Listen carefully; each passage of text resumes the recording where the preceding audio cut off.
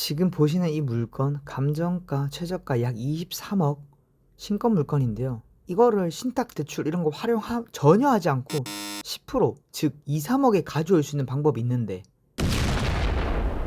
어때요? 제 이야기 한번 들어보실래요? 사건 번호 2024 타경 118925 서울특별시 관악구 봉천로 13 낙일 19 감정가 최저가 약 23억 신건입니다. 경매 지분 매각은 대체 무엇인가요? 좋아요.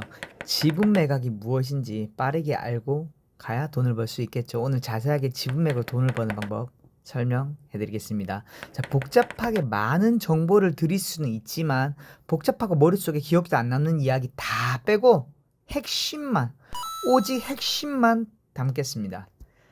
지분 매각은 말 그대로 부동산 전체가 아니라 일부 지분만을 경매로 매각하는 것을 의미하고요.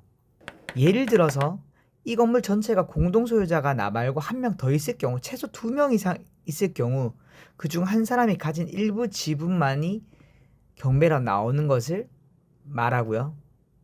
3명이 될 수도 있고 4명이 될 수도 있고 더 많이 될 수도 있어요. 지분은요.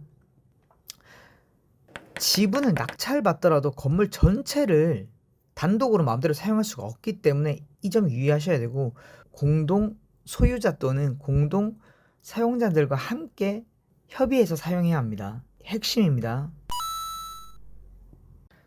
자, 그럼 지분 매각이 무엇인지에 대해서는 대략적으로 알았는 걸로 이해하고, 그럼 여기까지 이해한 걸로 넘어갈게요. 현재 경매에 나온 건물 지분은 그 몇 프로일까요? 이게 중요하죠. 신유경 소유자 지분은 10분의 2, 즉 20%입니다. 사진을 보시면, 소유자 현황을 보시면 10분의 2라고 기재되어 있어요. 그리고 공동 소유자가 이용길도 있는데 이 사람도 10분의 8을 갖고 있어요.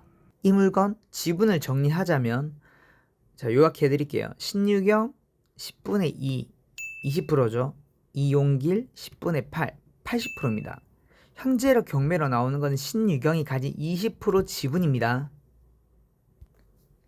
제가 지분을 확인했던 방법은 법원 경매 사이트에서 감정평가사 또는 매각물건 명세서로 확인하였습니다. 20% 지분만 낙찰받으면 독점 사용은 불가능하고요. 남은 80% 소유자 이용길과 함께 협의가 필요합니다. 그렇기 때문에 낙찰가를 저렴하게 받을 수가 있는데요. 여기서 그럼 뭐야? 그러면은 내가 마음대로 사용할 수도 있고 막 이럴 수도 있다, 이렇게 생각하지만 끝까지 영상 설명을 들어야 돈을 벌 수 있는 기회가 주어집니다. 아직 노하우를 공개하지 않았습니다. 자, 첫 번째, 물건 분석을 먼저 해서 수익성이 좋은 물건인지 파악하고요. 두 번째, 이용길 씨가 어떤 사람인지도 파악을 해야 되잖아요. 협의가 가능한 사람인지, 대화가 가능한 사람인지, 그쵸? 등기부 등본, 현황 조사, 주변 탐문 등이 필요해요. 만약 협조적이라면 이용길 씨가 지분을 합치고 아니라면 분쟁 위험에도 있을 수 있으니 먼저 법적 원리부터 알고 있어야겠죠. 자, 이제 협의가 안 되는 사람이라고 판단이 든다면 이제부터 뭘 해야 할지에 대해서 알려드리겠습니다. 공유물 분할 소송을 걸어야 합니다.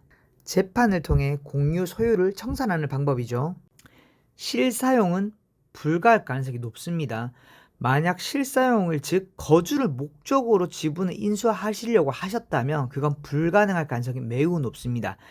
지금은 투자 방식이므로 실거주가 아닌 투자 목적입니다.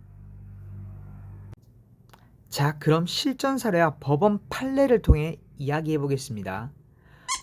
대법원 1984년 7월 10일 선고 8사무 6 판결. 공유물 분할은 원칙적으로 현물 분할하는 게 맞다. 그러나 현물로 나누는 것이 불가능하거나 부적당한 경우에는 경매를 통한 분할, 즉 돈으로 나누기는 명할 수 있다 라고 되어 있죠. 즉 땅을 실제로 나누거나 현물 같은 경우 건물을 쪼갤 수는 있으면 현물을 분할할 수도 있고, 땅 같은 경우는 쪼갤 수가 있으면 가능하죠. 그러나 지금 같은 경우는 그게 어렵잖아요. 어려우면 가치를 심하게 떨어뜨리면 안 되니까 팔아서 돈 나누기 경매를 하라고 판결이 나온 이야기입니다.